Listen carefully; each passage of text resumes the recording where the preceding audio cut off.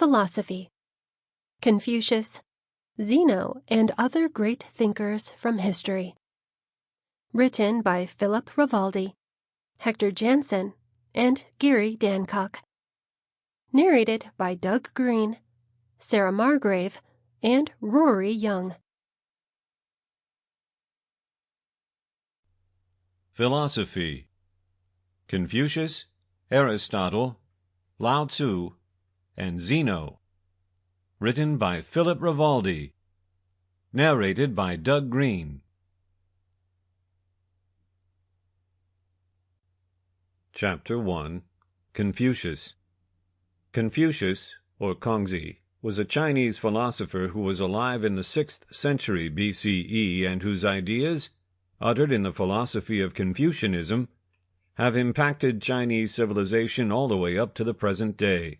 Confucius has become a bigger-than-life figure, and it is difficult to separate the reality from the myths. He is seen as the very first instructor, and his teachings are usually uttered in short phrases which are open to various interpretations. Chief among his philosophical ideas is the significance of a virtuous life, filial piety, and ancestor worship. Also emphasized is the need for good-hearted and frugal rulers, the importance of inner moral consistency, and its direct connection with consistency in the real world, and that rulers and mentors are necessary good example for broader society. Confucius's early life. Confucius is actually believed to have lived from circa 551 to circa 479 BCE in the state of Lu, now Shandong or Shantung.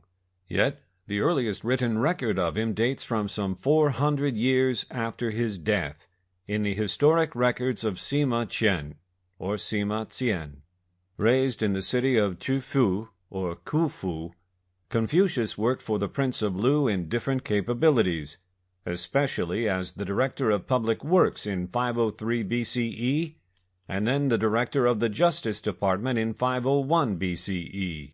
Somewhat later, he traveled widely in China and consulted with several minor experiences, including imprisonment for 5 days due to a case of incorrect identity. Confucius met the event with normal restraint and was said to have calmly played his stringed instrument until the mistake was discovered. Eventually, Confucius returned to his hometown where he developed his own school in order to provide students with the teachings of the ancients. Confucius did not consider himself a creator, but rather a transmitter of these ancient moral traditions. Confucius's school was also open to all classes, rich and poor. Sample complete. Ready to continue?